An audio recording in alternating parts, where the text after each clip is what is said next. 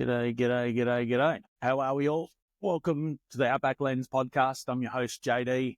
Thanks to our channel sponsor, Outback Optics. I hope you had a great week this week. A little bit more casual for me this week.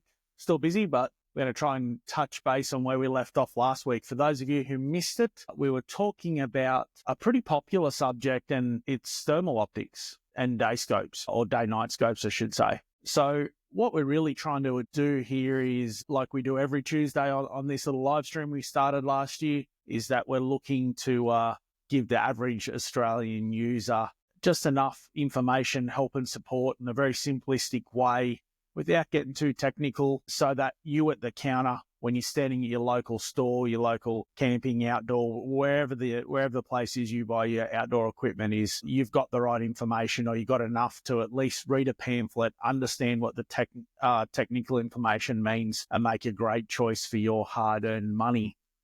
So weather report, darling down, it's been not too bad of weather, actually. It's been really good.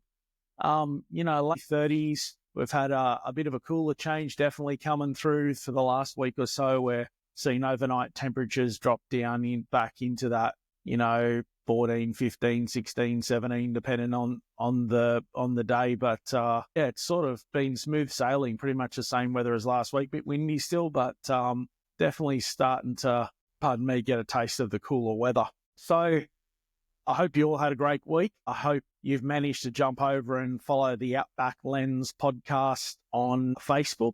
That's capital O for Outback, capital L for Lens, capital P for Podcast.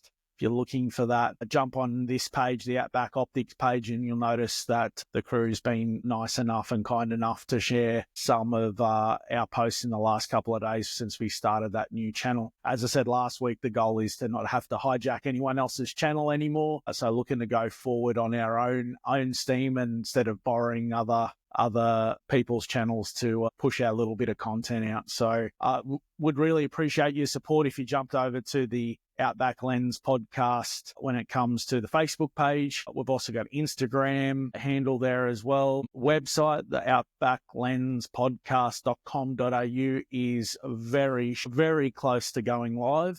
I've been just doing that in the evenings after work and tinkering around and trying to fill our back catalogue up. I was hoping to have it done before this episode, but life and work and 10-month-old babies got in the way. So, again, hope you had a great week. Pop us a comment, let us know what's happened in your end of this great land.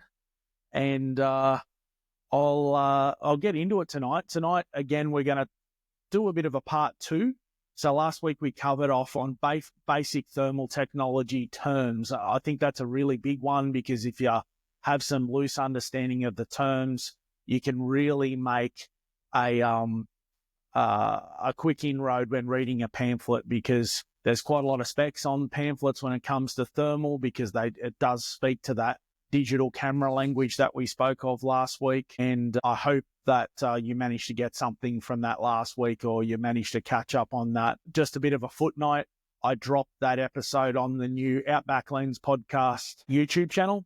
So it's uploaded this afternoon. I did that just before we went to air. It's live in 4K, a little bit edited, some subtitles you can go back and play and all the rest. So appreciate if you went over there and give us a subscribe over there. Diving into it, last week we sort of covered off those terms. As we just mentioned, I was really hoping to get through a few points tonight. Tools, what can affect image, and we're just sort of scratching past now. You've got some terms, you sort of got a loose understanding of the terms, and now we're going to we're just going to scratch a little deeper to try and get some of these extra terms, and now move into some of the things that'll affect the use of the product. We're going to touch on day-night optics, as I said last week. We're going to get through hopefully get through some mounting issues that you may occur, or you may need to think about before even purchasing the product. So we've got a little bit to get through tonight, and if we have time, which I'm not sure, I expect this one to be an hour as well, we'll talk about multi-spectrum devices. So I had a few things to show you. I've got a couple of setups behind me, and for all those Facebook boffins, etc., Yes, I'm licensed by my local firearms regulator. The firearm is clear and unloaded, as a loading empty chamber indicator in the firearm in the background. So please don't worry or take our video down. Touching on that, sitting behind us there, I have a little setup that you probably see a little bit more out in the public domain now. You're starting to see quite a lot of things like tripods being a very popular thing in the last, I'm going to say 2 or 3 years. Definitely, I'd say 2 or 3 years. If you had said to me maybe 5 or 6 or 8 years ago that, dealers would carry 8 or 10 different tripods, particularly the larger shops, carbon, up into the thousands of dollars, I would have said you're dreaming. But now I think thermals has been a big part of it. Precision rifle shooting. G'day, Cam. Thanks for joining in, mate. Appreciate it. Yep, Matilda's good little kit for a basic start point if you're particularly new into the game. Yeah, look, touching on this type of shooting or usage, tripods, iPads, technology, iPad holders, little tiny accessories. There's a whole bunch of stuff I'd never thought we'd see in the Australian market. But this thermal and night optic, day-night optic has really brought this to the forefront. This is a pretty common rig. You'll see a lot of other YouTubers and professional users out there with a similar rig. That happens to be on a bog pod. Great starting point. They've been around for some time. Bog pod, you're looking at, I'm just going to go off the top of my head here. I'd probably say that you're probably in the vicinity of $500, just under, probably for the aluminium one, which that one is. I've had that aluminium one now since it was one of the first batches into the country, and I happened to get one out of that first batch. It's put up with some abuse. It's travelled a million miles. It's been from Western Australia to New South Wales to Queensland and back so many times, South Australia. It's not funny. So yeah, that's a typical setup you'd see, and we'll touch on that before we get into some of these environmentals, mounting options, and several other things that we had there to discuss. Behind me, near the Outback Optics sign in the very back in that red writing, you might be able to see that little guy there. Oh, I should have turned him on. That's my thermal setup. It's actually got a Pulsar Axion sitting on it. And we'll have a little bit of a yarn about those kind of mountings, both for handhelds and handheld products as well as rifle products. So look, we've got a little bit of everything to touch on tonight. If you want to know what the full setup is behind us, just drop a comment and I'll get back to you, or I'll talk to you through the podcast about it anyway. So again, Tuesday Night Live, let's get into it. Environmental factors, and we're going to specifically talk about thermals here for a second because we'll get into the night vision stuff shortly. Environmental factors, I hope you're aware that very much in the early days that there was a common thing that thermals don't work during the day. I still hear it quite regularly through, I still hear it quite regularly from many different people that, oh no, you can't use them through the day. That's simply not true. I would say probably if you had gone back 5 or 6 years ago, they definitely weren't as good through the day unless you had the more upper end of the market. But the truth is, environmentals, when it comes to heat and cold, they will have an effect on your image. There's no doubt about that. And a lot of that is because obviously everything's hot and there's no temperature differential between perhaps the target and its background. You're going to struggle to have that definition to take that placed shot. So when we talk about environmentals, rain, fog, dust storms, too much heat, all those things can degrade your image. There is some ways that you can get around that. You can do things like, sorry, I just had a mental blank then. You can do things like adjust your contrast and in your color palette. You can adjust your focus. Sometimes you might find yourself that a little bit of change in focus or depth of field with the focus can really help. But I'm going to show you a couple of images now. This is an older product now. It's still got quite a good sensor in it. However, the NETD is a bit higher. But I'm going to drop a little picture here of a fox in a very rainy situation. The fox it's got a bit of zoom on it, this thermal image, and I'm just waiting for it to open. Yeah, so it's got a bit of magnification, bit of a zoom. So it's quite, let me just see, I'm gonna have to go back out of that one. Share screen, green window, this one, share. All right. So you should be seeing that now. That little foxy guy there was about 300 meters away. It was about 9 o'clock at night, late in the winter by this time. It was quite, I'd say, medium rain, and that really set in winter style rain. I happened to be just driving up, leaving a friend's property from doing a bit of a shoot, big sheep properties either side of the road, and it was a private road, but we had the opportunity to just have the thermals mounted on the spotlight handles, and in this instance, the thermal was actually in my wife's hand. She was in the passenger seat.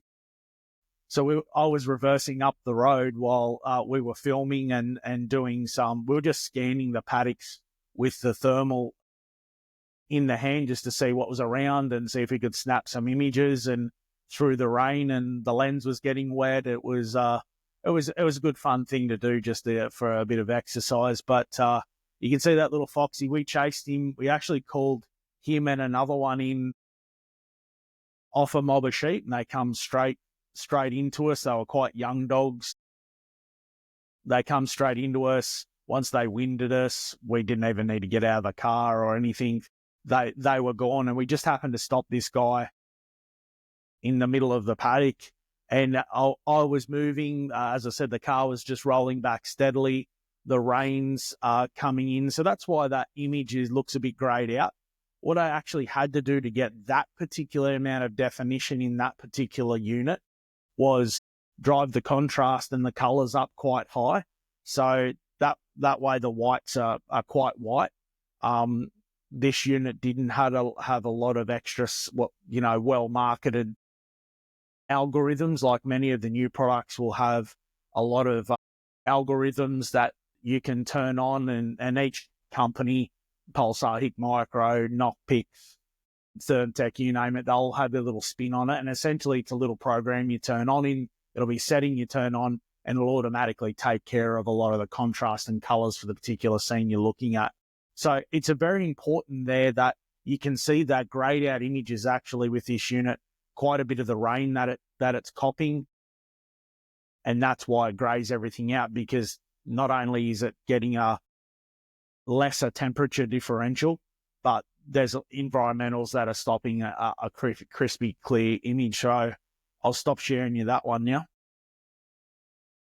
So yeah, that's a little bit about environmentals. Quick tidbits on environmentals. Literally, just if you've got a product, whether it be a handheld or a rifle-mounted product, with a bit of focus, I find just coming off focus sometimes can help. And once again, go through your color palettes, look at your contrast, do all those things that you can do. Fog, I've heard many people have issue with fog. I seem to think, once again, that's one of those things that it depends on the quality of the unit that you have, what sensors you have, and again, do you have a model that has focus or not? Because that can really help you.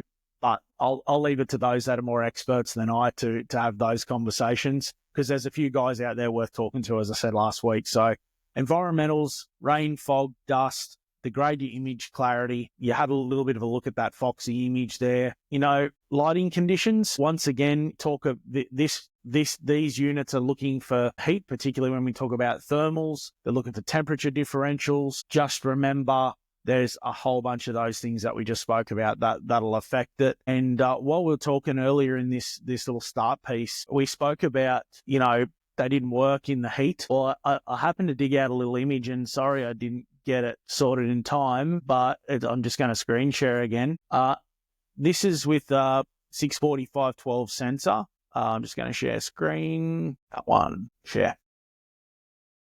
So looking at that guy there now, I can tell you that is January, Western Australian wheat belt, middle of summer, really hot, and it clocked 40 degrees that day. And it wasn't a no shoot temperature, no day where you couldn't use farm equipment or anything like that. Later on that day, it clocked 40. This was just about, mid-late 30s about that time. It was just before lunch. So it was coming up into the peak time of the day. And you can see how well that particular unit on that day, the way I had it set, you can see the definition, you can see the tracks on the tires. You can actually see, if you have a look there, the hot spot. You can actually see the hot spot on the tire as it's come around where that vehicle's been. It was our target truck. We were changing some targets and things over, and you can see quite a bit of detail there for a 40-degree day. So, the old sort of, they don't work through the day. I don't think I want one. I think that an image like that shows that they, it's not optic, that they're looking for heat. There's heat there, and you've got a quality sensor that can tell, particularly these modern sensors where you're talking 15, 18, 20, 25 millikelvin sensors, as we talked last week about the NETD, the noise equivalent temperature differential. We spoke about that last week, the sensor's ability to detect the minor differences in heat. A good sensor will give you the detail in that hot condition. And I just thought I'd show you that that's a great example of what you can do even through the day, and they are very usable through the day, in my experience. We'll stop sharing that guy. So, and a little bit probably one to touch on there is electromagnetic interference for infrared, UV light, color shifts, and some of that can definitely go into the night vision stuff or the day-night vision stuff, because they use a different type of sensor. Most of the sensors that we're using now are called CMOS sensors. CMOS sensors are very much like sensors you have in, as I said last week, security cameras. Realistically, a lot of the big thermal sensor, CMOS sensor companies and manufacturers in the world have roots in security cameras. But, particularly HIC Micro's, Micro's main company, their mother company, if you like, is Hikvision, which is one of the biggest security camera companies in the world. And as I said, they have a strong foundation in that, so they're able to deliver a technology that they're well versed in, and that's where a lot of these other companies are coming from. Particularly, I'm going to say some of the more newer brands that are coming out of Asia as a whole unit. Are definitely getting sourced a lot of these components, if they're not building the whole unit themselves, out of those manufacturers that have cut their teeth and built their businesses on the security industry. Getting into night vision or day-night vision, as most companies are really pushing now. I think day-night vision is the best way to describe most products now, because if we go back in history, go back to World War II, there was actually night vision rifle scopes in World War II. Some of you may not know that. I don't remember the full details, but I believe it was the Germans had a group called the Vampire, or they were nicknamed the Vampires because people were getting taken out during the night, and most of those guys were using a product called, their firearm was an STG-44, which was, the father of the modern AR-15, if you like, or modern sporting rifle, depending on your configuration. So they have been around for a long time, and that was actually a backpack on a wooden frame was the kind of equipment you used to have to do. And I'm sorry I didn't dig a photo up, but in post for the YouTube channel, I'll dig a photo up from somewhere and see if I can find it. So these night vision optics devices have been around for a very, very long time. You step forward into the Vietnam era, and I'm going to say, Vietnam War, late 60s, early 70s, you start having some of those night vision optics being used there. They're a bit smaller. If you're in Queensland, I can tell you that the Owen Guns Trust Museum, the one on display, you can go and view it for yourself. It's a really cool bit of kit. I had a chance to go over it just before Christmas, I'm going to say. I had a bit of a squeeze at it. It's quite a unique bit of equipment, very, industrial, very agricultural in design and look, but I'm sure it got the job done back then. A lot of those sensors then, as we come into the 70s, 80s and 90s, were phosphorus bulb type sensors. So you couldn't use a lot of them during the day. You couldn't use the full potential of the optic through the day. what tended to happen is they started to develop a little cover that went over the lens, and the cover would have a little tiny pinhole in it. And that pinhole was to allow the smallest amount of light possible into the optic, because during the day or late in the afternoon, you didn't need a lot of light. And the way those units were constructed, they had this phosphorus type bulb in it for one of a simpler description. And what that did is it allowed that bulb, if it got exposed to too much light, what would happen, it would blow the bulb. So, and my first experience, I'm sorry, I've got a really itchy nose today.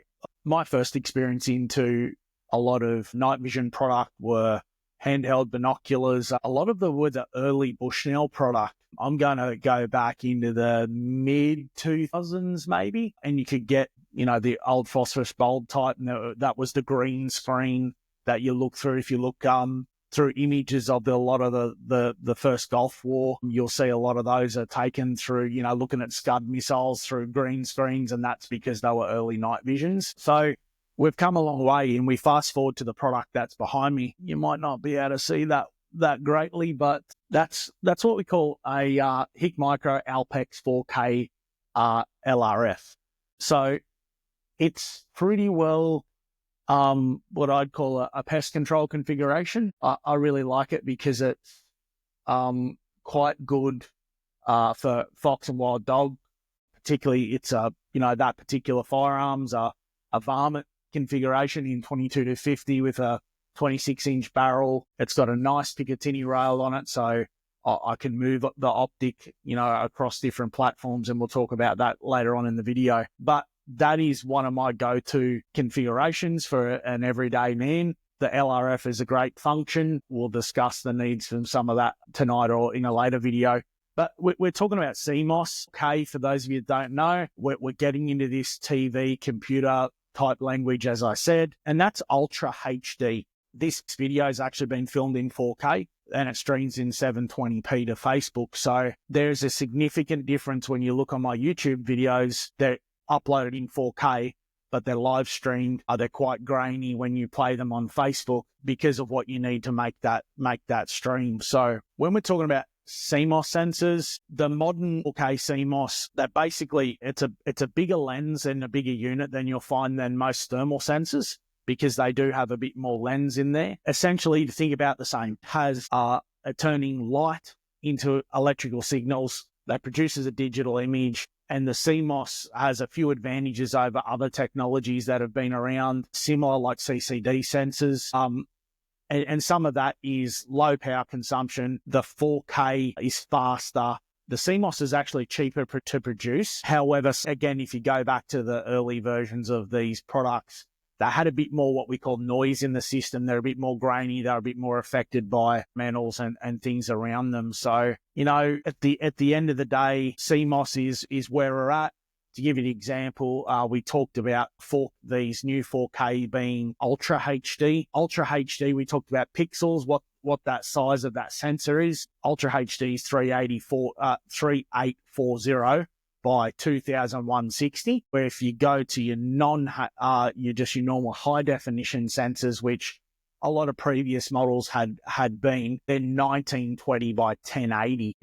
Again, we talk about how many pixels there are to possibly make up that image for you. You can see that Ultra HD is really worth the jump forward in technology. And I'm sure we'll see 8K products come to a price point very soon where we'll be able to afford them. That may be 2 or 3, I don't know, but it'll be a couple of years away, I think, for the price point that the new Alpex is. I think the new Alpex, just so you know before we touch it, that Alpex behind me, brand new for a rifle mounted product with a laser rangefinder, is sub $2,000 now. So, really, really, really worth it. Essentially, the Ultra HD with 4K, if you can get one of those products when you're talking about night vision, you're going to have a superior image all the time. Basically, it's professional video quality is the way to think about it. The slight disadvantage is if you're someone who's doing a lot of recording and a lot of videos and you're trying to record it on the device, some of the problem that happens is that Ultra HD has quite big files, but for a lot of people, that's not going to be a drama. Let me see. So we touched on that, it's another one of these kind of computer sensors.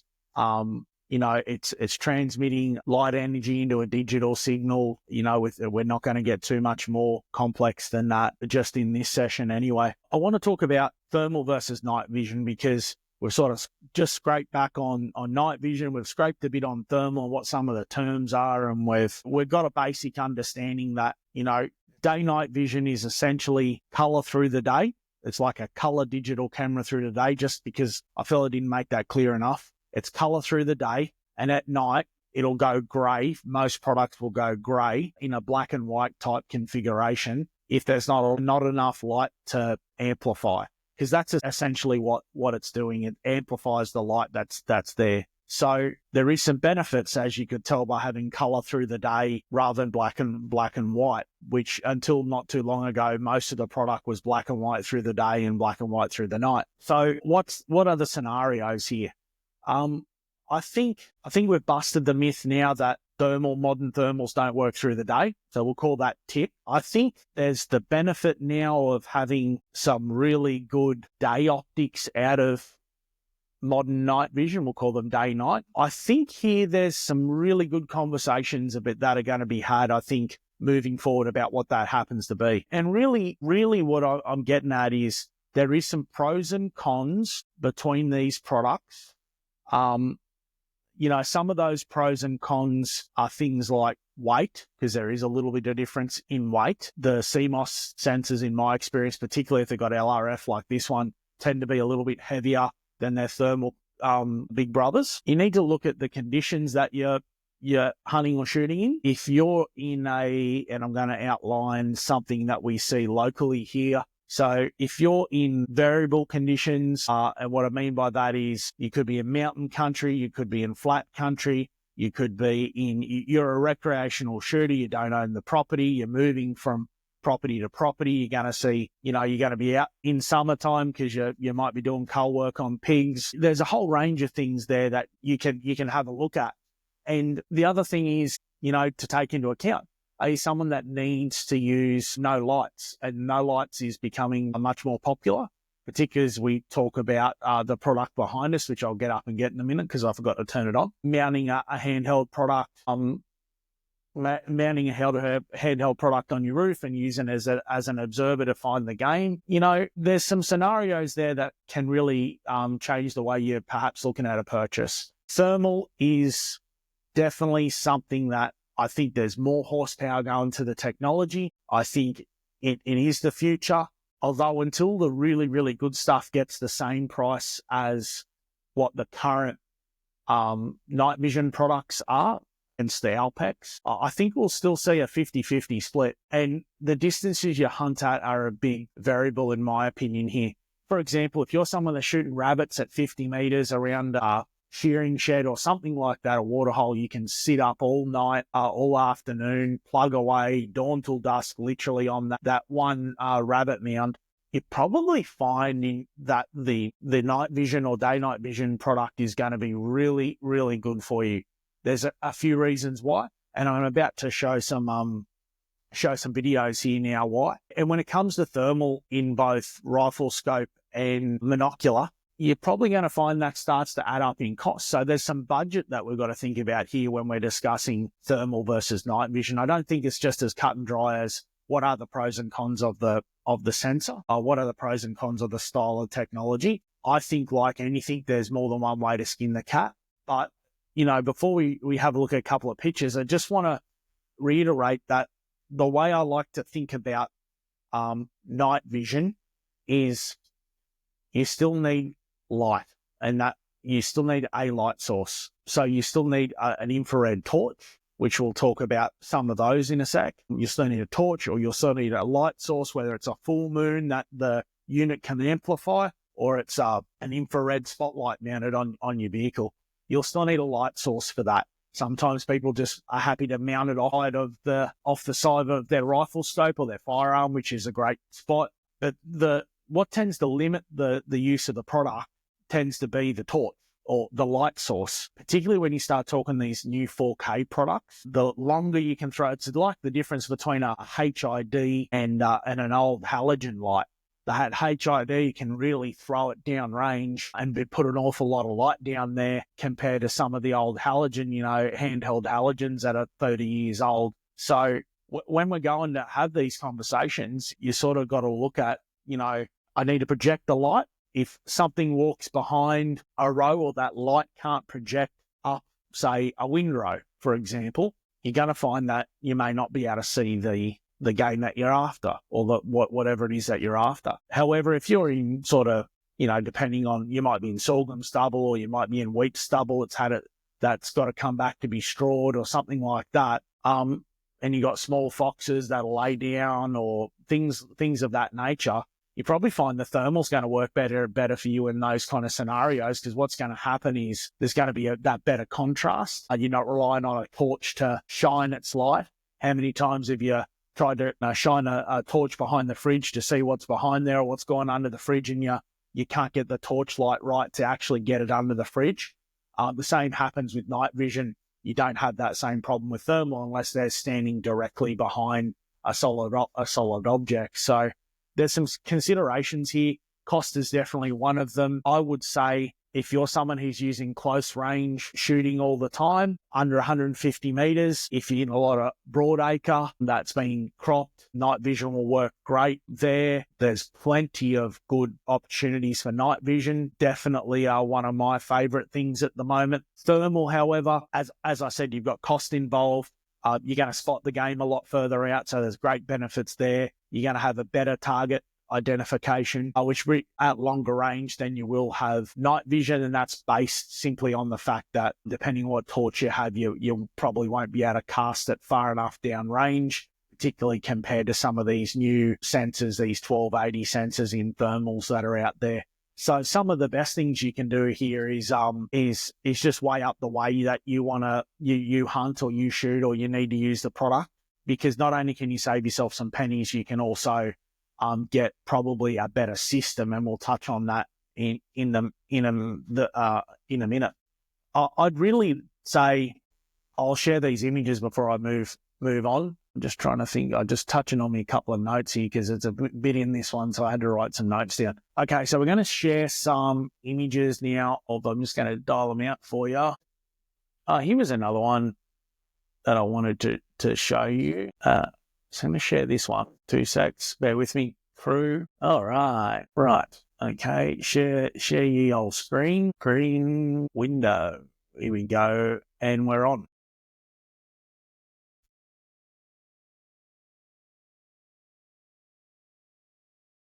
Lovely afternoon that was. Nice bit of crop there. And can anyone see where the target was? It's 1,200 meters if I recall. I'm pretty confident that's what it was. And the target was about there on the road. Well, not down here. That was a 100-meter target. They were up here, about 1,200 meters. There was a whole creek and a valley and all that, and we're up over there. Has everyone got that? Because I'm going to show you what the thermal image through this particular unit looked like. You ready? So we're going to stop sharing because I've got to change photos. Now, this particular image is taken through the back of the device. I didn't happen to capture it I didn't have to capture it through the device. I actually stuck my phone in the back of it because that's just what my hands allowed me to do at that particular time. So there's a bit of reflection on the screen. So that orange reflection is just a bit of flare off my my phone trying to be at the back of it, and the light's going up there. You can see there just where I was pointing. That's on base magnification, the bottom screen. And this is a really cool feature that a lot of products have now. It's called picture-in-picture, and it's absolutely hands down one of my most favorite features with electro-optics, which basically means electrical optical devices. This is 3 steel targets.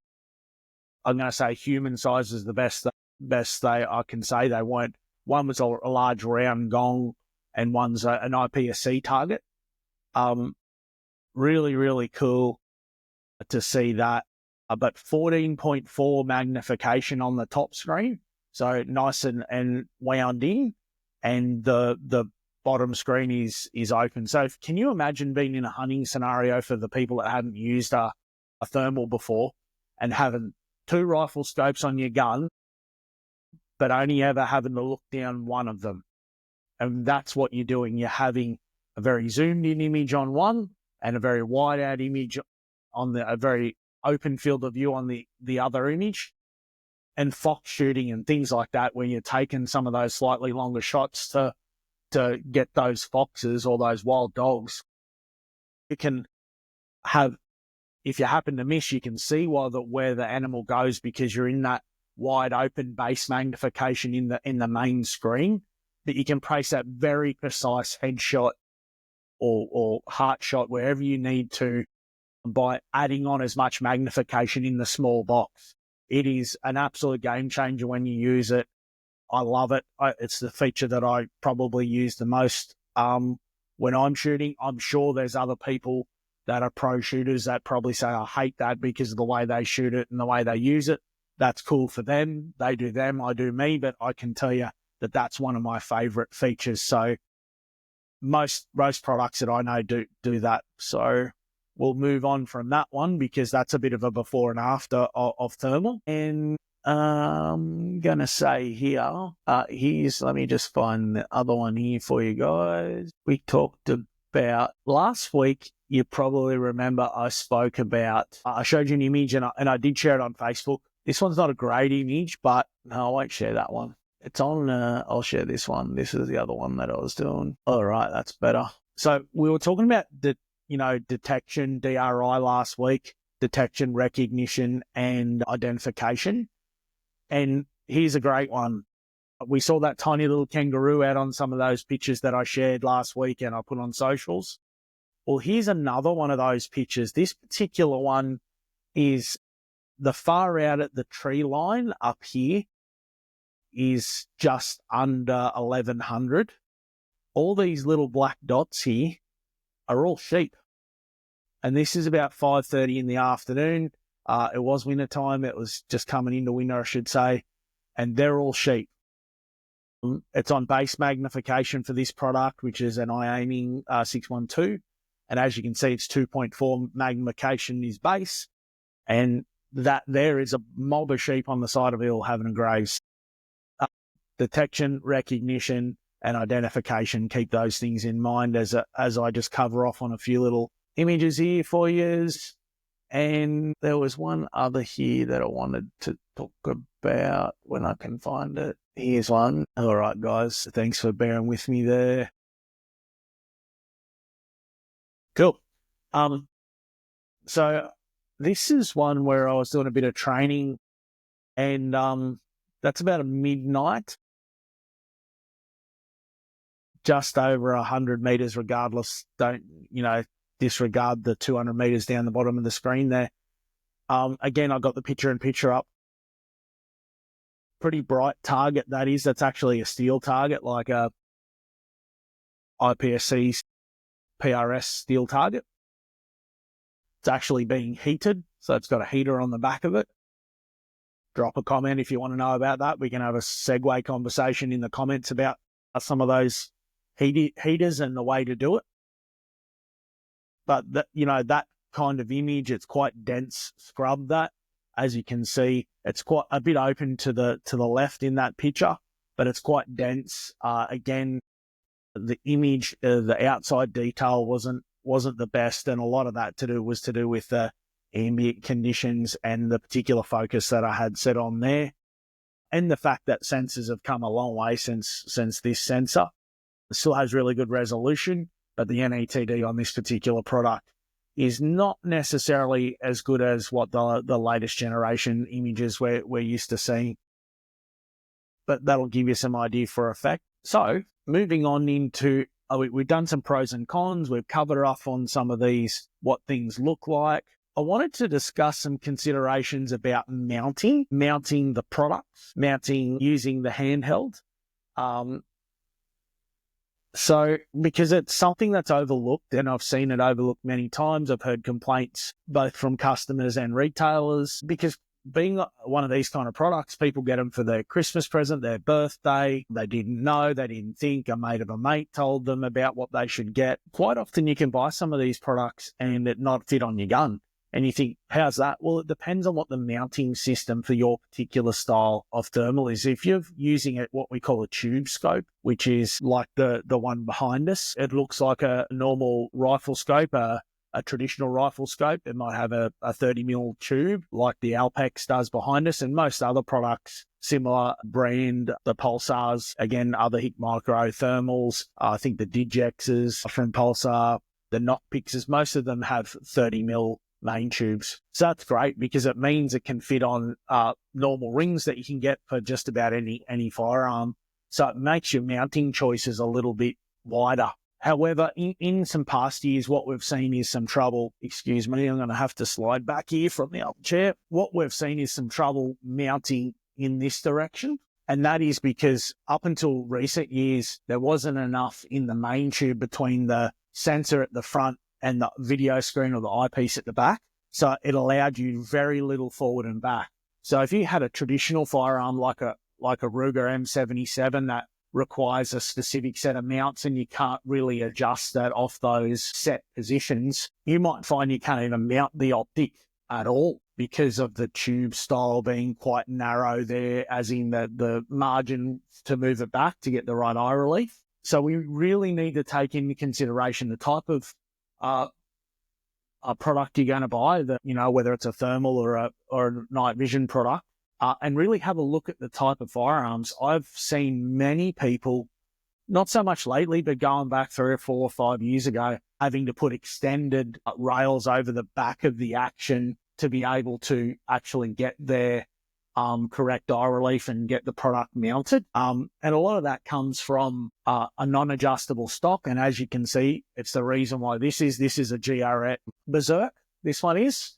So it's got adjustable cheek piece with click button. It's got adjustable length of pull. It's all fiberglass inserts on the inside. It's a really good knock-around bit of kit. I think for Australia, it's well worth it. Not as good if this one's in right hand because the grip can't. It's a really comfortable grip for me in my size hand, but it doesn't suit everyone. Disclaimer there. So the benefit of having a stock like this and using night vision or thermal products is you get a fair bit of varying about how you mount and how you can shoulder it, depending on whether you're standing on a tripod, you're out in your window, or you're laying on the ground. You can really get that dialed in, that comfortability, which, as we talked about in earlier lessons with normal rifle scope, you start to get into things like natural point of aim, which I've touched on before, which makes you a more accurate shooter. So the other thing we're talking about main tubes here is that the modern Picatinny rail has really helped firearms. So the reason is particularly help mounting of these day-night products, because it gives you such a platform to go backwards and forwards on the pick rail. I've found them very, very good when it comes to returning to zero for taking them off, which will segue into something in a minute. But essentially what we're talking about here is this new modern product. If you have a Picatinny rail on any brand of firearm with the relevant height rings to get it up, and you can still open and close the bolt, this will mount like any other optic will. Then you get into the more what I'd call traditional style thermal day-night optics, which are things like Panther, Thunder, eye aiming, the first generation eye aiming. Yeah, those kind of products. They tend to be more of a digital camera, a bit of a squarer, more boxier product, and I'm sure you've seen them before. And quite often they have a very versatile mounting point on the bottom of them, which allows you to put all different kind of, I guess, feet, you'd nearly call it, but it's a base off them. But what tends to happen is you need to get them up off the firearm, so they tend to look a bit awkward. And I can probably show you a photo of what it's been. And some people it doesn't matter, but if you've got a particular type of firearm that doesn't allow for easy mounting with no adjustability, you're probably going to find that you might need to take into consideration how this mounts, because it'll really sway your choice if you get home with your $4,000 bit of kit. As you can see there might be able to zoom that in. Hang on a tick, guys. There we go. as you can see there, this is the more, I'm going to say older style because main tubes are the new style, I guess. But this foot on this particular model or this base was really good because it had multiple mounting holes there. It was on a Picatinny rail, and this stock was not adjustability. It was a brand new 223, I think it was, or 300 blackout. It might have been 300 blackout. And the benefit here was that for me, with a big fat face, because I'm a big guy, I didn't need the adjustable stock because where it was perfect. The gun was a bit short for me, so it allowed me to get that pick base, allowed me to get forward. For me, no drama at all. For some other people I've seen in a similar configuration of these type of optics have had to buy an aftermarket accessory that, basically a little bit of a pump to put there. Some blokes roll the old stubby holder up and put a bit of 100 mile an hour tape around it, and that does the job. So be aware of those mounting situations, because they can vary on how you're going to be able to put them on the firearm that you particularly may have in mind. Now, we're going to talk about, we're talking a bit more about mounting here. We're going to talk about a whole bunch of little products in a sec, but I just wanted to finish off talking about quick release bases or quick detach bases. Quick detach bases have been around for a lot of years. They're great, particularly in this. The reason is that most of these products that you're looking at, particularly with the gun-mounted products, they have multiple profiles, what we want to call, and multiple profiles. And I might just grab an image up for you just to make life a little easier here. Sorry, right. I'm going to bring in a little image up so we can talk about it.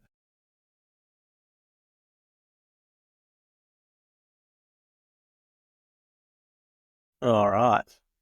I'm going to zoom in a bit more on that one. Just remember that this is digital zoom on digital zoom, all right, crew? So it's not the best.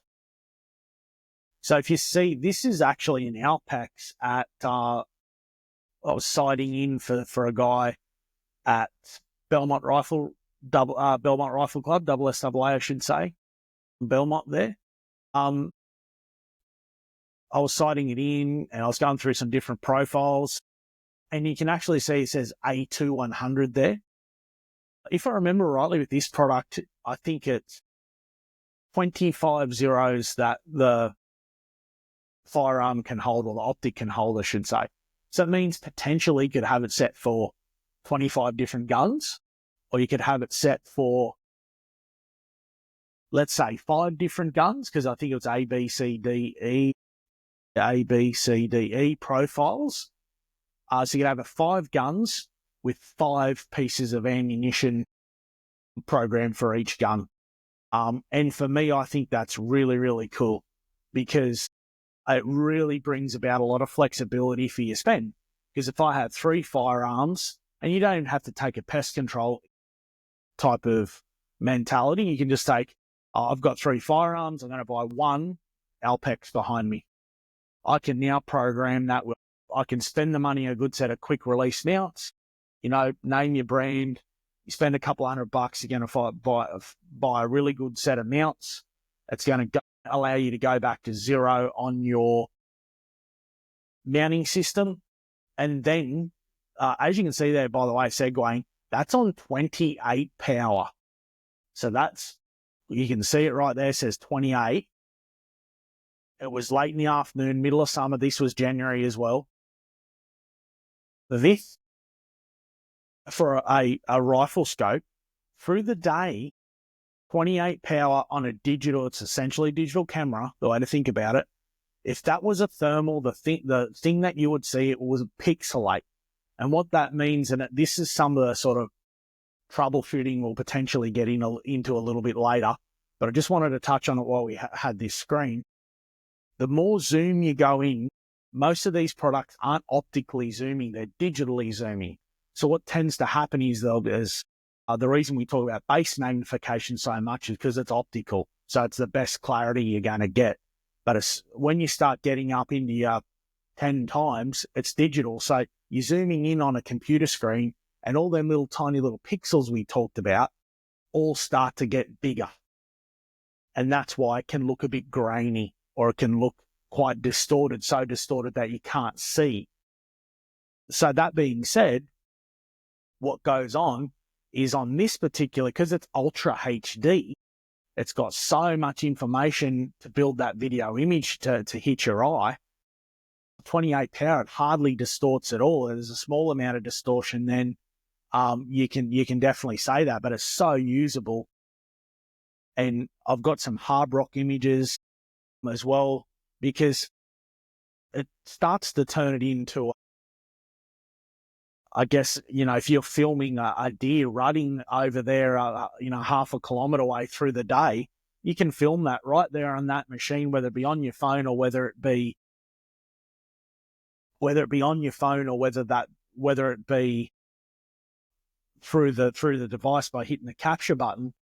And you can watch the whole thing go on and get great zoom and be able to, oh, geez, what's that over there? I don't know. I'll zoom in and let's see how we go. Oh, wow, look at that. And your old 10 power pair of binos, you might as well throw over your shoulder now. Yes, they will be better optically. But when you start talking these 4K products, for an average user, again, which is what we talk about here in the Outback Lens podcast, the average user is going to really go, well, God, mate, get rid of that. And we're going to talk about it when we hit multi-spectrum products in a minute. So yeah, Alpex 4K, multiple profiles, multiple guns, quick release mounts. Throw one gun. So let's say it's an air rifle.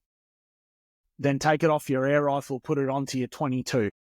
I've now got subsonics, high velocity, Zeds, type of velocity ammo. I've now got 5 different zeros for that one particular gun. Then I put it on my 308.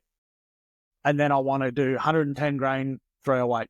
I want to do 130 grain 308. I want to do 150 grain, and I want to do 180 grain 308 load. You've now got a zero for every one of them. Like, it starts to really blow your mind. You just got to do the paperwork with the zeros, meaning sit down one afternoon on a sandbag and go, right, today I'm going to sight the 308 in. I'm going to sight 4 pieces of ammunition in, and I'm going to take a note of what they are. It starts to blow your mind, hence why we talk about mounting. How are you going to use it? Do you want it on one gun? Is it going to move to 3 other guns? Really take a look at it, the guns you're going to use and the type of mounting system required to get it on that gun, and then standardize it. It's becoming very common to have pick rails on everything configured the same so that you can mount the optic in the same slot on the same pick rail for my 223 and my 308 or whatever it happens to be. Let's move forward on that for a tick, guys. So we're going to talk about a little bit of handheld mounting, which I've been trying to get to, but I keep getting segued into other things. But bear with me for a tick. I'm just going to reach behind me here. Right, here it is. Oh, I better turn it on. I should have figured out where to mount it. All right, here it comes. It's a bit dusty. Sorry, it's been in the shed. All right, so this is a neat little handheld. This one is an Axion. It's a pretty cool little thermal monocular is the correct terminology. I really like it. We've got a laser pointer. Whoa, hang on. Is that working? Yeah, right. We're casting a bit of laser, and you can maybe start to figure out what we're talking about with that. And that, of course, is I think you'd call it a servo motor or a gyro, but these are magnetic feet out here. It really contours to anything. You put it on really, really well. I leave a bit of slop in the arms so that you can have it contour to your bonnet. For people that don't like drilling holes in their roof of their brand new Land Cruiser or Hilux or whatever it is you like. Now, I've turned this guy on. I'm just going to get it in the frame if I can. No one wants to see my ugly head. Where away?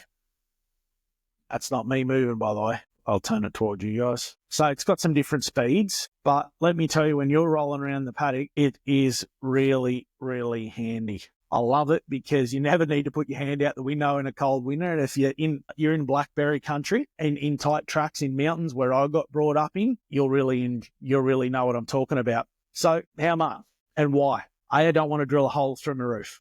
That's the first one. B, it means I can put it on any vehicle that I want to put it on within reason, that anything that'll go on. 2, it means I can go no lights if I want to. If I've got all the appropriate gear, night vision, handheld, I can go no lights. This is called a spider bite.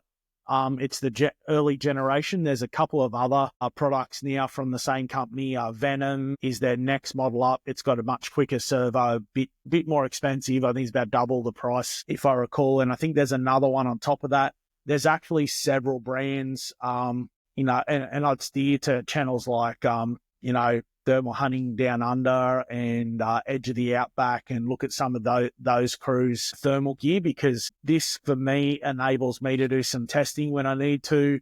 It enables me to help other people, enables me to do some prototyping, and I can still have fun. I can sit in the car, and for how I like to hunt, particularly if you need to be in the vehicle, this is my preferred method these days. I've seen some people mount, instead of a laser there, mount a torch. You can actually get some little remotes now, and I think the same company sells them as well as others. Yeah, it's basically like a tape switch that you put on the back of the torch. You can turn the torch on and off from the cab with a remote. It's really cool.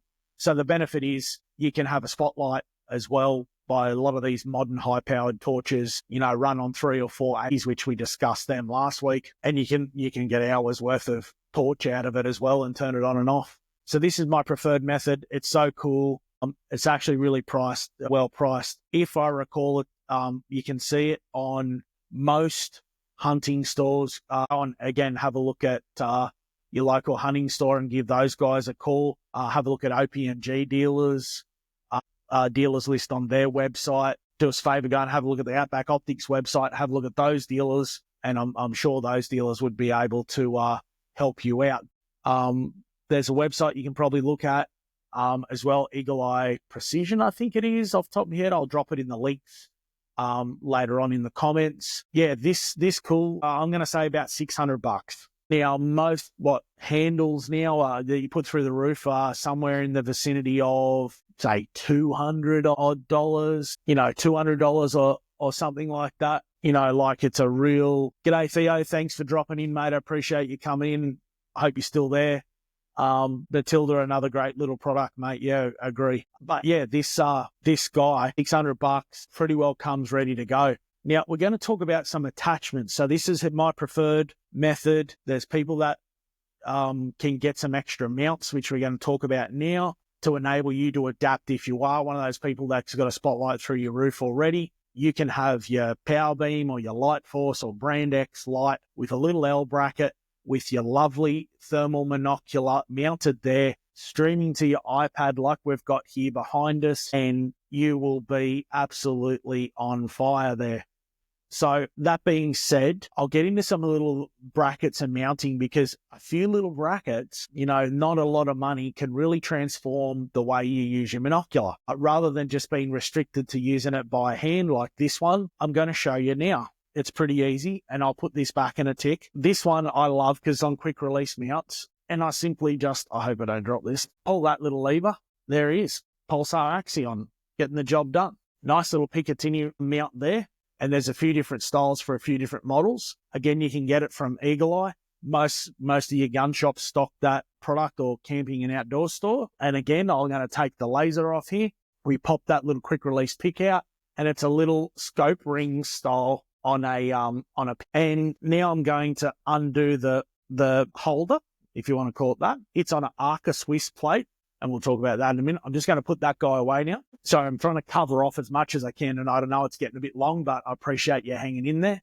We're not far away. There's basically it's an Arca Swiss plate with a double Picatinny quick release mount, which is really cool. We've got some other things that I use. Sometimes if I just want to mount a monocular up there or a torch up there, I just use a piece of Arca Swiss base, which is the wider part, on a quick release mount. And again, I think the little mount was Eagle Eye as well. And again, no affiliation here with the Eagle Eyes. I know them personally. They are good fellas. And as I said before, that's just like a scope ring. That's like a scope ring up there. So those little mounts can really make the difference. Those little mounts can really make the difference in transforming your handheld product You know, you might be stalking in the afternoon. Oh, yeah, there they are. It's fantastic.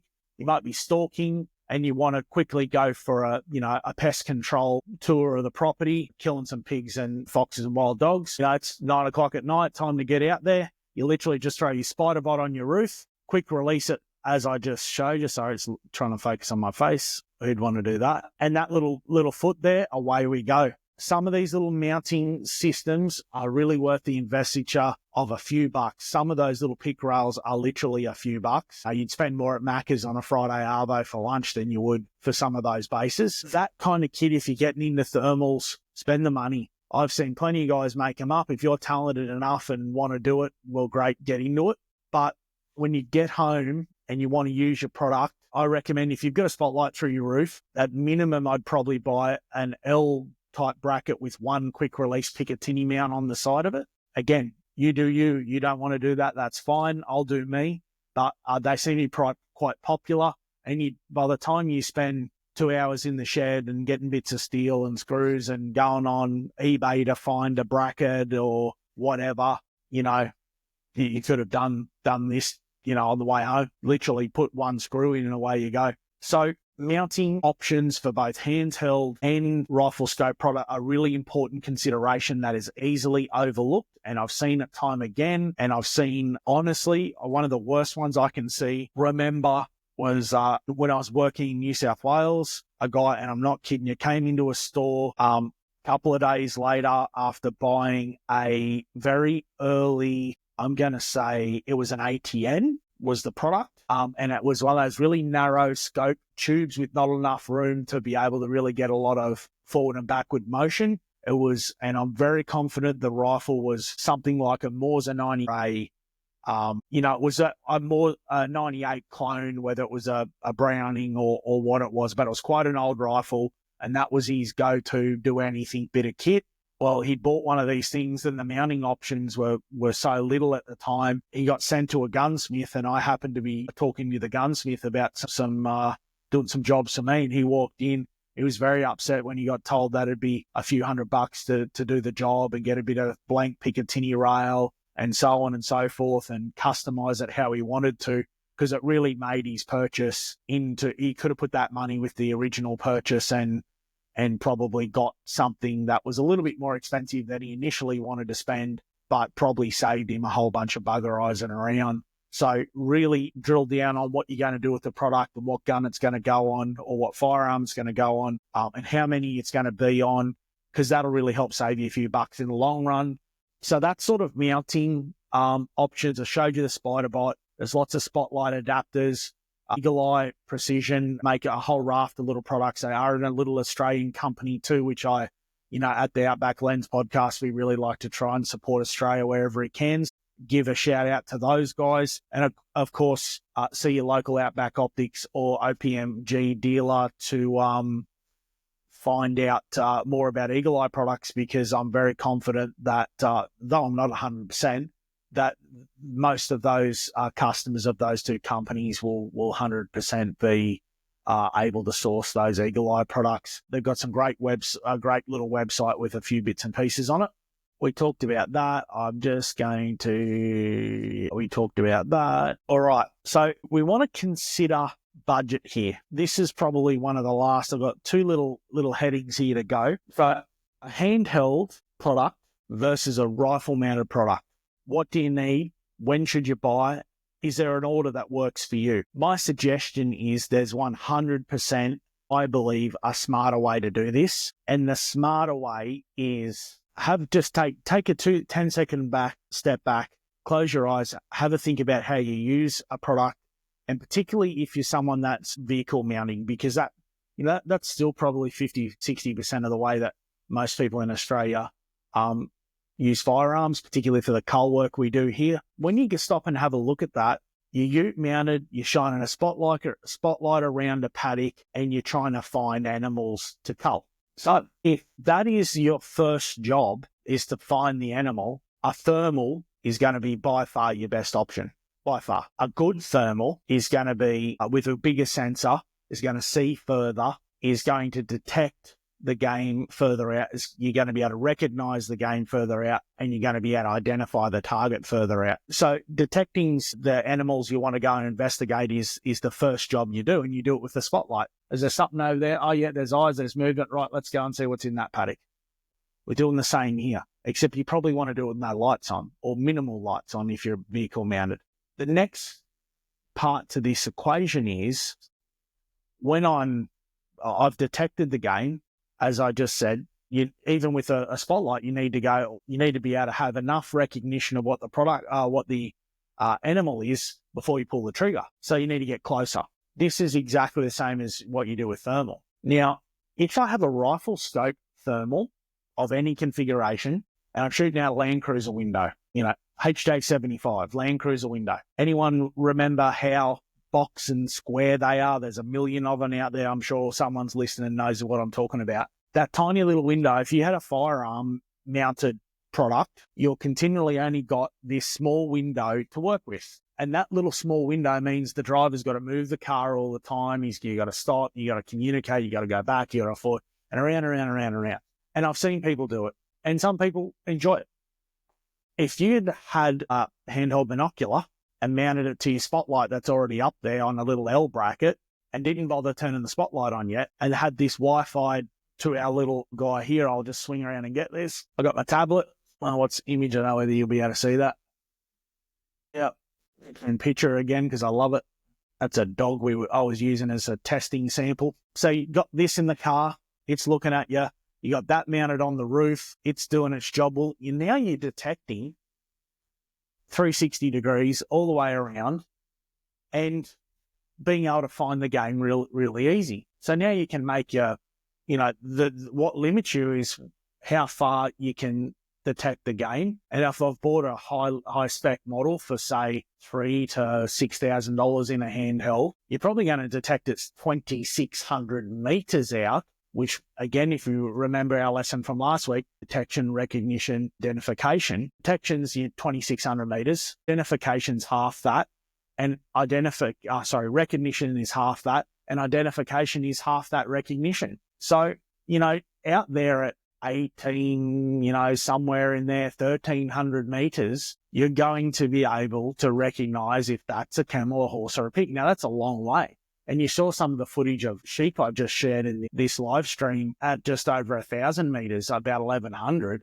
The modern stuff will eat that alive, the modern technology. So you can then go, oh, that's a sheep over there. I don't need to look at that. Or, hey, look at those. There's a bunch of, boar over there. We need to do that. So the first thing that I would do is spend as much money as you can on a handheld product, because a handheld product allows you versatility. It allows you to, use it out a buggy, stalk, walk, climb a mountain, check the wall. And I can show you inside a shed. I've got a couple of videos there, little pictures there. You can check the electrical wire, you check the wheel bearings on your harvester. You can check the bearings on your trailer before they set fire to your, check it on the chaser bin before they set fire to the paddock. There's a bunch of things you can do with a good thermal monocular that cross over into agricultural space, electrical work, a whole bunch of plumbing, water leaks in the house. There's a million things you can do. Spy on the neighbor's cat, I don't know. But a handheld monocular, in my opinion, is the first thing you want to do in the thermal. And that allows you, in my opinion, you will probably find that you'll detect 30 to 50% more game depending on the night and the environmentals than you would have driving around with a spotlight. Because until you use thermal for the first time, particularly a good one on the roof of a vehicle, you probably don't realize how much game you bump from one paddock to the next. If you're approaching with no lights on, you'd be surprised how close you can now get to game before they spook. So the monocular makes perfect sense for finding the game before you get there. And the better you have, the further you can find them, the better decisions you can make to go chase those animals or not. So then it comes to the shooting part. So once again, I go, well, do I need a thermal rifle scope product, or do I need can I get away with a night vision product? And I'm going to say, particularly if you're on a budget, I'm going to say that a night vision product will complete your system. And this is what it is. It's a system just like a firearm is, optic, ammunition, magazine, trigger, you're a part of the system. A good system will really increase your hunting. But the first step, to wind it back to just be 100% clear, the first step is to get a thermal monocular, mount it wherever you want to mount it, particularly if you're a vehicle hunter, pair it to an app, find the game, then turn your spotlight on and shoot it with a rifle scope you already have. Now, the benefit here is, I just said, you haven't necessarily bumped the game. You've found the game before they could see you. And potentially, if the wind's right, you've got all these scenarios, and you're going to be able to cull more animals, hit the target that you want to do. You want to hit, all just because you've got a better detection product rather than a 100-watt spotlight on the top of your roof. So the best thing I say is invest in that first, and you will find that if you and 3 mates go shooting together and you all have just normal rifle scopes, that thermal monocular compared to normally 2 iPads in the vehicle, one in the back, one in the front, you're all doing the same thing, and everyone goes, right, there's 10 pigs there. You point the rifle out. We've crept up, we've closed the distance to 80 meters from the truck. And now you go, right, we're turning the light on. You ready, boys? Yep, flick, bang, bang, bang, bang. You shoot them with the rifle scope you already got. So bang, you've saved money because you've not had to buy straight away another product to put on your rifle. You've got more versatility, the fact that it can be handheld or it's on the roof. It can point in any direction, and you're not limited by the window in your vehicle or how long you can hold the rifle up for. So now you're starting to see the picture I'm putting together. So then you step into okay, well, I've got that. How much extra do I need to spend to get something to have a really good system that goes on my rifle? Well, you don't need to turn around and spend another $5,000 on a thermal rifle scope. For most people, if you can detect it, close the gap, and get within 150 meters, a night vision product like Alpex or DigX or the new PARD product, there's a whole bunch of money to be saved, and a whole bunch of cool technology that gives you a little bit of versatility. And I think some of the benefits there, if you're a bit shy on the technology because you don't like how thermal looks all the time because you can't see that it's got 3 black dots on its face and it's a spotty orange coat or whatever the story is, you're going to find that day night vision is probably a really good product for you if you're a little bit want to put your toe in the water. And that really comes from the fact that you get to see color through the day. And the really big benefit is with particularly a product like Alpex, late in the afternoon when you're needing the head torch to walk to the car, Alpex without a torch will still be showing you color images better than your eyes can see. And the reason is because it's amplifying the amount of daylight. And there's some settings to be able to work that out. But my point is that it's a great option because of the things we discussed earlier when it comes to you've almost got a digital spotting scope on your firearm now. You've got a recording device. It costs not much more than what a really high-end rifle scope would cost you, up around that $1,500, $1,600, $1,700. You're starting to really put some interesting things together. So if you got one of those and you were shooting 150 meters, even without the laser rangefinder, if you're going to save money by about $300 if you get rid of the laser rangefinder.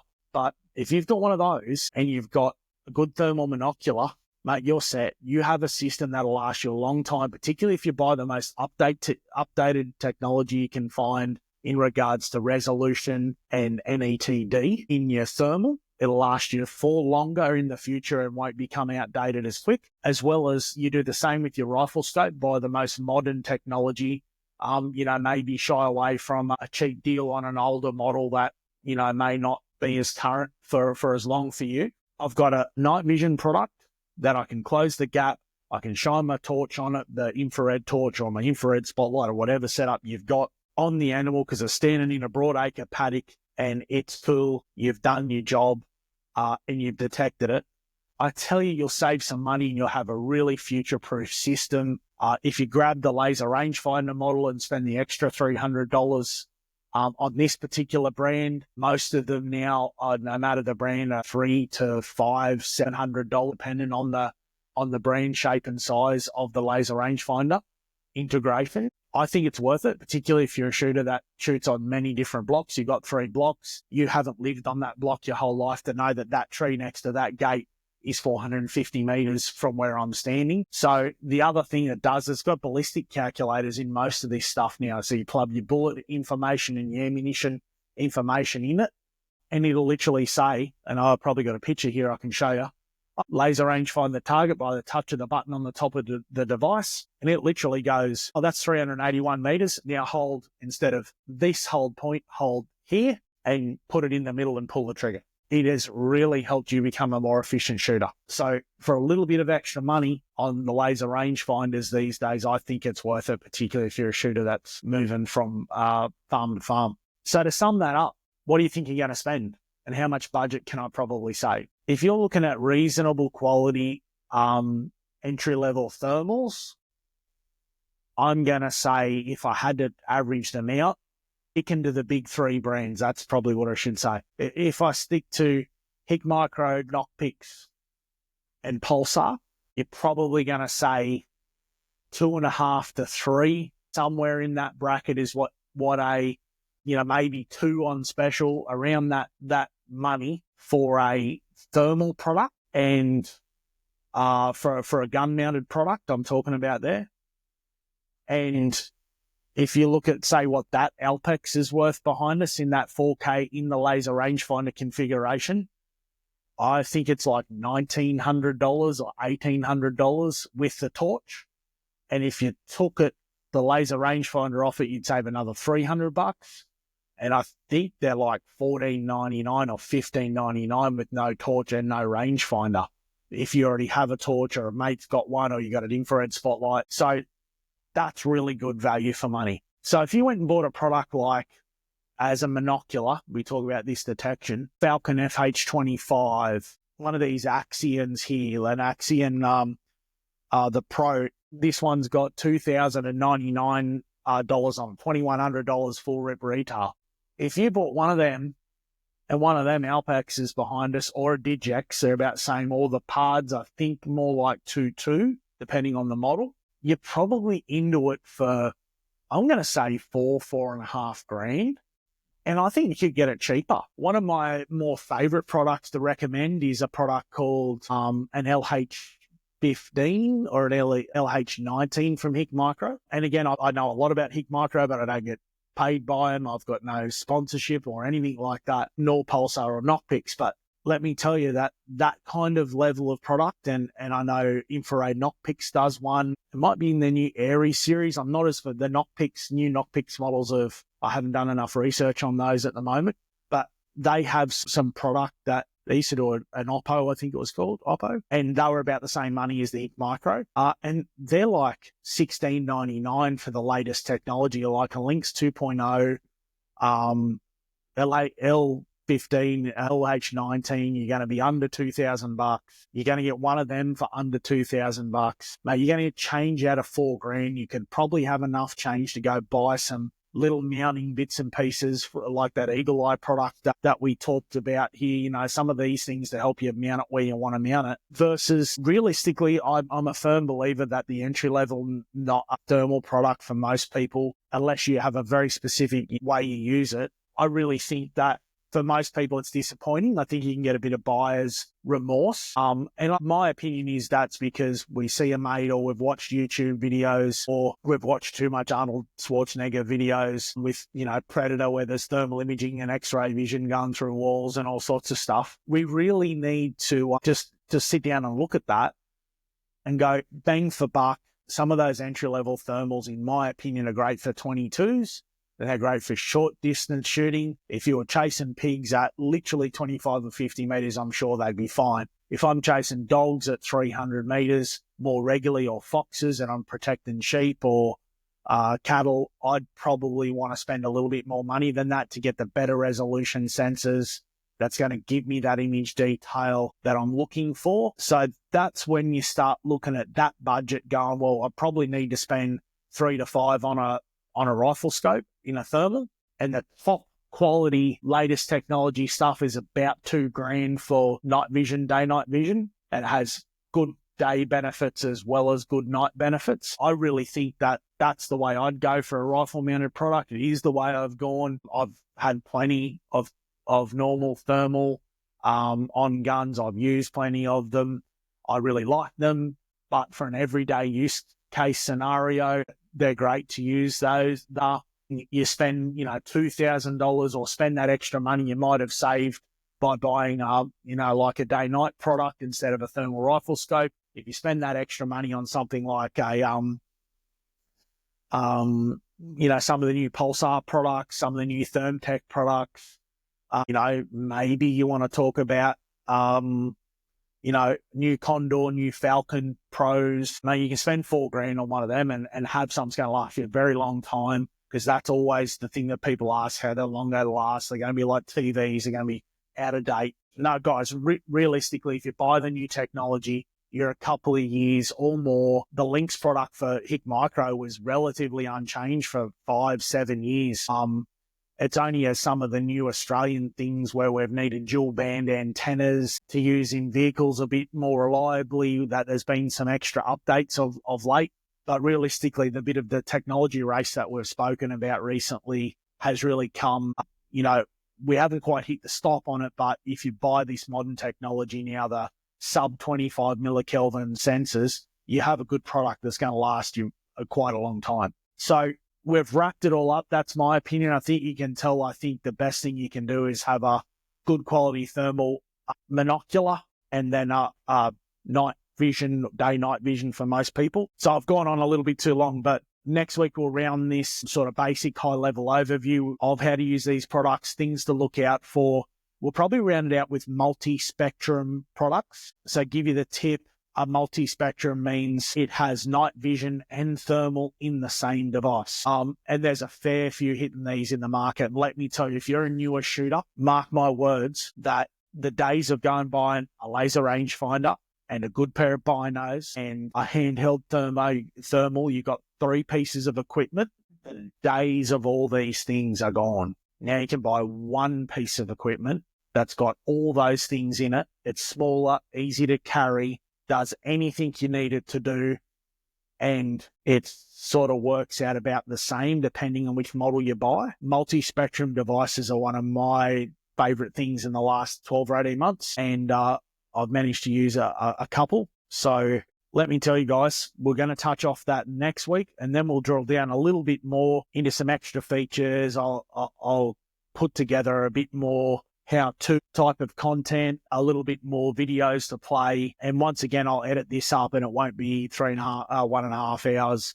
It'll probably come back to, just over an hour by the time I edit this up for for YouTube, I should say. Thanks for letting me waffle. I'm sure I covered everything tonight. Anyone not want to know anything about the Alpex behind me, the Eagle Eye products, the Spider Bot, I'm using 22-50 there. If you want to have a yarn about that configuration, I'd be interested. Oh, one little last thing. I'm not sure anyone spotted it, but if you don't have one of these in your shoot tripod, now there's plenty of the pest control boys that have all sorts of mounting things, mounting kits for the car and the buggy.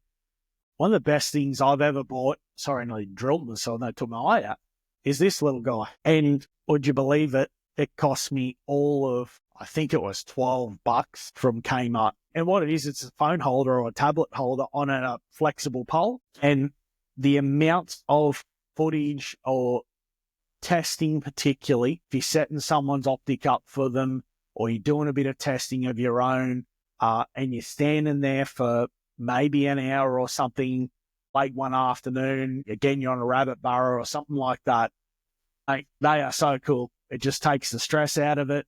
I find myself seldom looking actually through the rifle scope as much as I do on the tablet in that kind of scenario, because the tablet is just there. It's a bigger screen. It's easier to drive. You're not crouched over the gun for hours on end.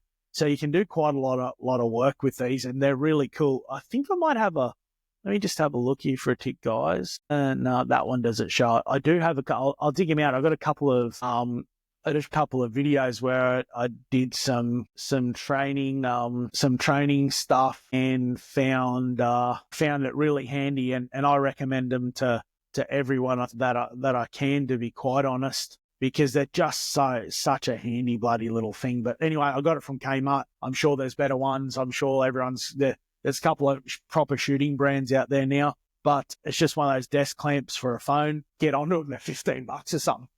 But thanks very much for listening to me waffle. I really appreciate your time as always. I'd appreciate if you like, share and subscribe. It enables us to continue to do this. I'm trying to give as much value for money information. Again, the goal here is to, on the Tuesday night version of this podcast, we're really aiming to just arm you with enough information so you can make those great choices without getting overwhelmed at the sales counter, or in, whichever way you're doing your shopping, but particularly when you're at the sales counter and you're looking through pamphlets and you're looking at model shapes and sizes and you're having a bit of, terminology thrown at you. So again, thanks so much for listening and watching, whether you're watching this on YouTube, in 2 months' time, it means just as much to me. So, it really takes a few hours to get even just these live streams up and going, mainly just because, you do a bit of setup, you do a little bit of homework, you try and dig back through when you got archives of Google Drives and things full of stuff you haven't seen for 2 years, 3 years. You're trying to get a bit of that organized as well as live life. So appreciate any time you can give us to watch, even if it's for a minute or 30 seconds. I'm JD. I'm your host. Thanks again to our sponsors. Our sponsor, Outback Optics. I know there's some good promotions coming from the Outback Optics guys. They've offered me some promotional items, which is great. I was hoping to have them ready for this week, but I got to figure out how I really want to be able to deliver it. I think what I want to be able to do is help drive people to this channel, because I really need to be able to get over the relevant amount of followers to do live streams directly from Outback Lenses page. So, do some, like, share, subscribe type stuff, and, I'll get you a good product. I know Outback Optics is going to have some good consumer product available, some good little ways to win some good prizes. So all that's happening as we speak. Hope it cools down. I hope you have a great week. The cooler it gets, the more we come into deer rut. I see there's a few photos of guys shooting a few deer already. So I hope the rut comes. I hope anyone's got a trip planned is making those final preparations, and the cooler the weather, the more we can get out there. So thanks again for listening to me. I really appreciate your time. And I'm JD. I'm your host of Outback Lens Podcast. Stay focused. I'll try and end it properly this week. Cheers, Drew, when it shuts off.